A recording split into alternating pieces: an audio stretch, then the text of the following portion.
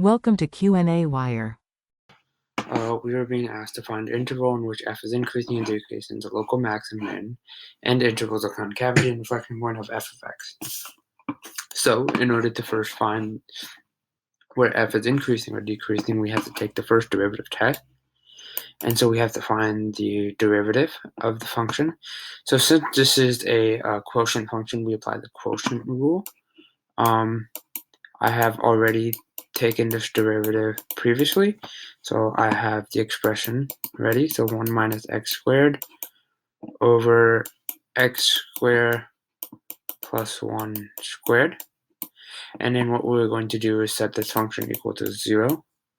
So since 1 minus x squared is the only thing that can contribute towards it allowing it to be 0, we let 1 minus x squared equal to 0, which then gives us a value of x is equal to plus or minus 1.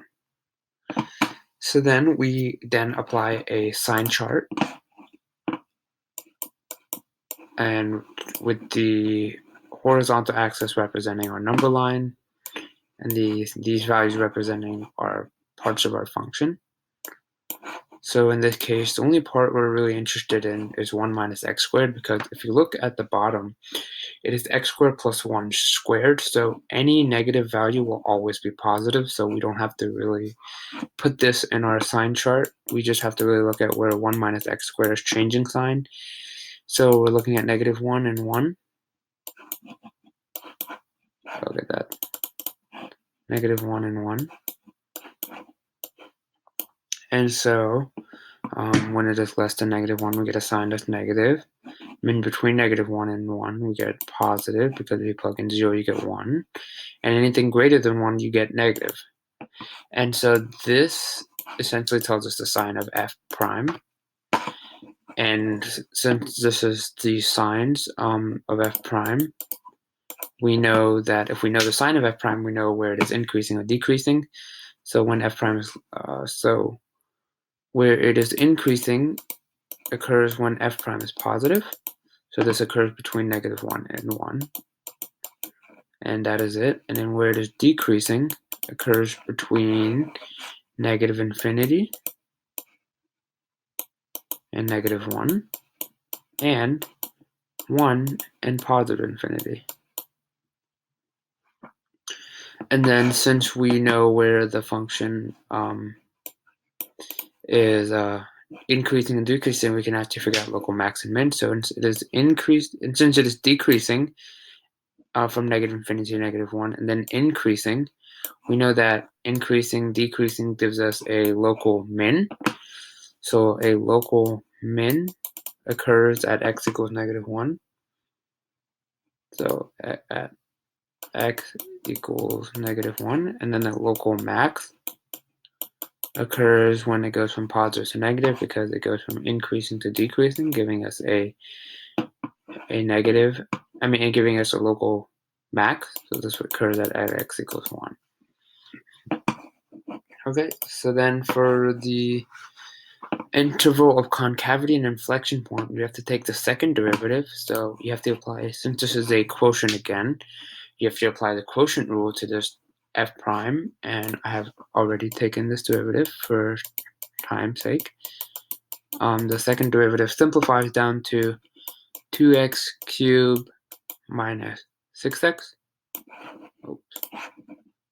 minus 6x over x cubed plus 1 cubed. And we set this function equal to 0 to find where it is, where the intervals of concavities are. Since only the top part of the function can contribute to this, we set the top equal to 0, so 2x cubed minus 6x equal to 0. We can simplify this by taking out a 2x, and this leaves us with x squared minus 3. And we set this equal to 0, and we get x is equal to 0 and plus and minus root 3. Then we create a sign chart again, but this time for the second derivative. So now we have values. you have negative root 3, 0, and root 3.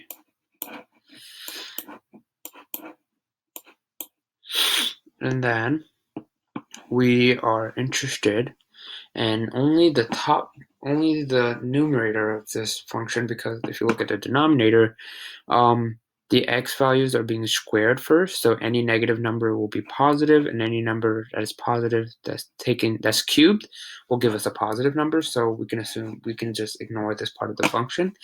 So we're going to only look at the top part, and since we break down the top part, this could make it a lot easier to evaluate the sign. So we break it down to 2x and x squared minus 3. And then these two together will tell us the sign of f double prime. So anything less than negative root 3 gives us a negative number for 2x when plugged into 2x. Any number between negative root 3 and 0 gives us negative, and then you repeat. So this gives us positive, positive. And then for x squared minus 3, any number less than x squared minus, any number plugged in that's less than negative root 3 into x squared minus 3 gives us a positive number. And then you repeat. So between numbers negative root 3 and 0 gives negative, negative, and positive. And then what you do now is multiply across. So positive times a negative is a negative times negative is positive, negative times positive is negative, and positive times positive is positive. So now that we know the signs of f double prime, we also know the interval of concavity. So when it is so I'm going to do this in a different color. So when it is concave up, oops, this is not blue. When it is concave up, so it looks like this. This occurs when f prime is positive.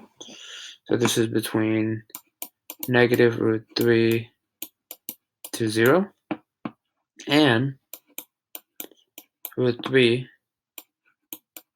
to infinity. And then concave down, which looks like an upside down U, occurs at where f prime is negative. So this occurs at negative infinity to negative root 3 and between 0 and root 3.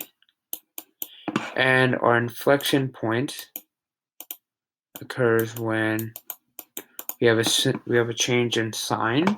So this occurs between, it goes from negative to positive, that occurs at negative root 3, so x equal negative root 3.